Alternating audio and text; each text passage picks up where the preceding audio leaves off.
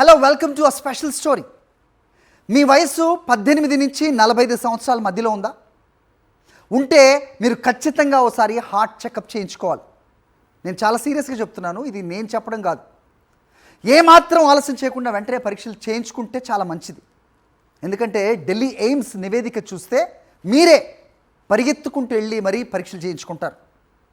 అవును, యూత్ ఇప్పుడు డేంజర్లో పడింది. హలో డాక్టర్, హార్ట్ మిస్ అయ్యే అంటూ ప్రేమ పాటలు పాడుకునే యూత్ నిజంగా వాళ్ళ హార్ట్ బీట్ మిస్ అవ్వకుండా చూసుకోవాల్సిన సమయం ప్రస్తుతం ఆసన్నమైంది. కుర్రాళ్లలో ఆకస్మికంగా హార్ట్ అటాక్స్ ఎందుకు వస్తున్నాయి? ఇది మన ఇవాళ స్పెషల్ స్టోరీలో చాలా వివరంగా చూడబోతున్నాం. ఢిల్లీ ఎయిమ్స్ ఈ మధ్య ఒక రిపోర్ట్ తయారు చేసింది. అందులో గుండె గుబేల్ మనిపించే వాస్తవాలు బయటపడ్డాయి. యువత పైకి చాలా హెల్దీగా ఆరోగ్యంగా కనిపిస్తుంది, కానీ వాళ్ళ గుండెల్లో మాత్రం బ్లాకేజ్ ఉన్నట్టుగా చెప్తున్నారు డాక్టర్స్. ఆశ్చర్యకరమైన, చాలా బాధాకరమైన విషయం ఏంటంటే చాలామంది యువతకు అసలు తమకు హార్ట్ ప్రాబ్లం ఉంది అన్న విషయం చనిపోయే వరకు తెలియటం లేదు. దీనికి సంబంధించి రిపోర్ట్ ఏం చెప్తుంది? ఒకసారి బిగ్ స్క్రీన్ మీద ఆ అనాలిసిస్, ఆ నంబర్స్, స్టాటిస్టిక్స్ ఏం చెప్తున్నాయో చూద్దాం. మే 2023 టు ఏప్రిల్ 2024 ఈ మధ్యకాలంలో 2214 పోస్ట్ మార్టమ్స్ జరిగాయి. అంటే 2214 మంది చనిపోయారు.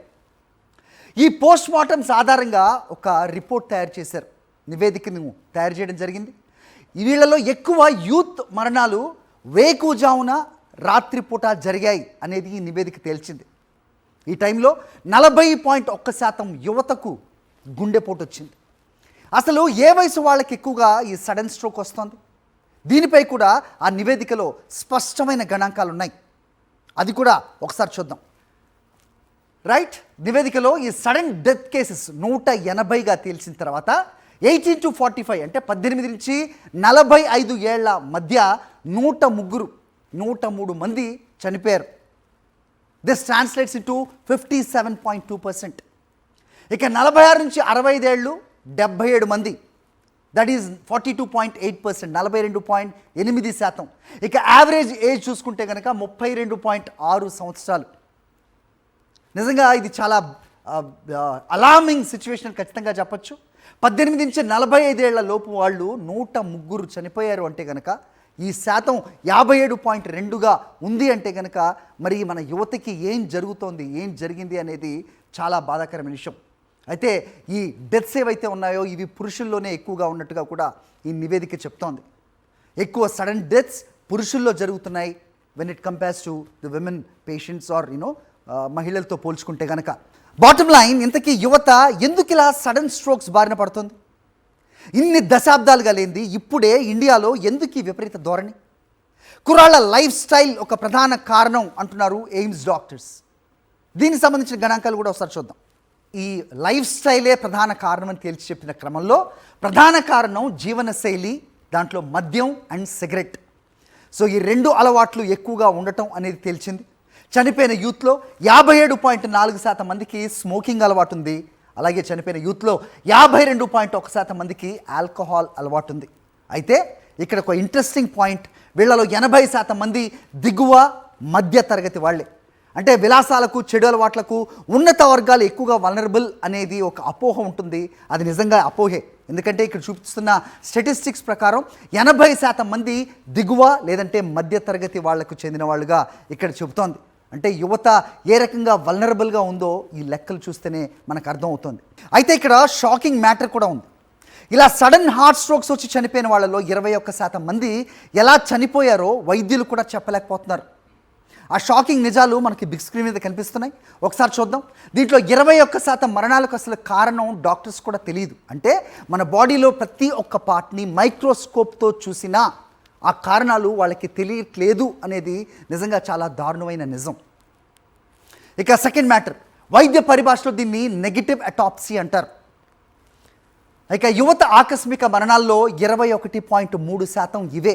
అంటే 21.3% మంది ఎందుకు చనిపోతున్నారు అనే దానికి కారణం ఆ క్లూ డాక్టర్స్కి కూడా లేకపోవటం అనేది నిజంగా భయాన్ని కలిగించే వాస్తవం. చనిపోయిన తర్వాత పోస్ట్మార్టం చేసిన, శరీరంలోని ప్రతి అవయవాన్ని మైక్రోస్కోప్ చేసిన మరణానికి కారణాన్ని కనిపెట్టలేకపోయారు వైద్యులు. కరోనా తర్వాత ఇలాంటి మరణాలు ఎక్కువయ్యాయి అనే ప్రచారం చాన్నాళ్ళుగా మనం చూస్తున్నాం. కరోనా వ్యాక్సిన్ తీసుకున్న వాళ్ళల్లో కూడా చాలామంది ఇలా సడన్ స్ట్రోక్స్ బారిన పడుతున్నారు అనే కథనాలు కూడా మనం చూసాం. మరి దీనిపై ఎయిమ్స్ డాక్టర్స్ ఏమంటున్నారు? సడన్ డెత్స్కు కరోనా వ్యాక్సిన్స్కు సంబంధం లేదని చెప్తున్నారు డాక్టర్స్. అలాగే చనిపోయిన వాళ్ళలో వ్యాక్సిన్ తీసుకొని వాళ్ళు కూడా ఉన్నారు అనే ఒక వాస్తవాన్ని ముందుకు తీసుకొస్తున్నారు.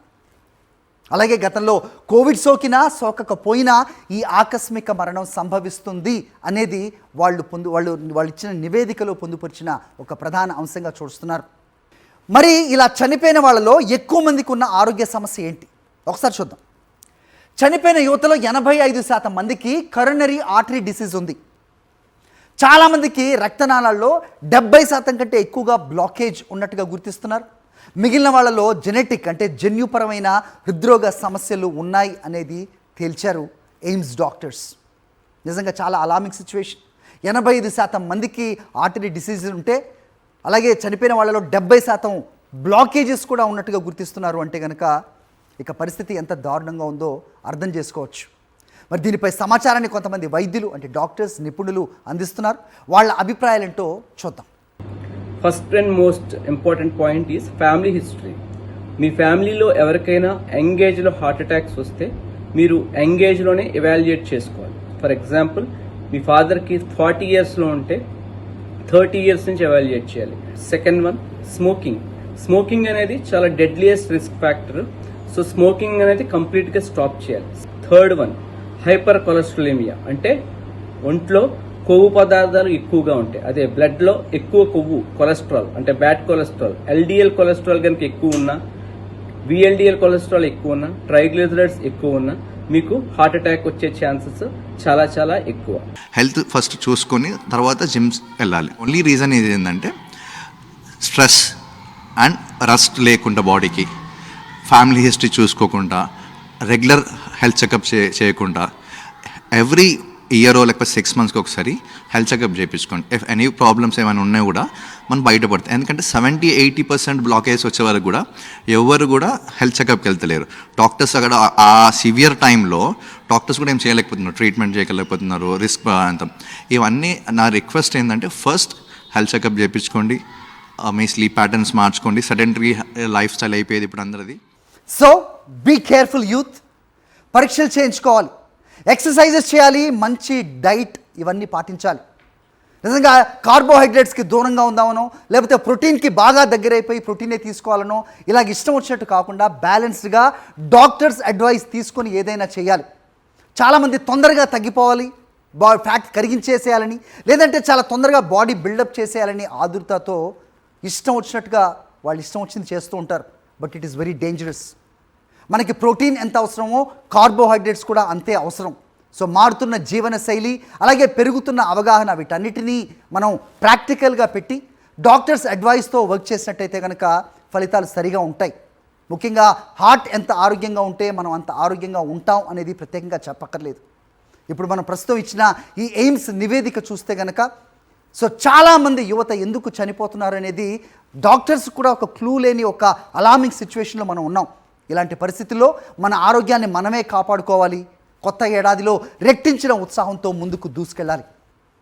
So keep it up and remember this. Thank you for watching.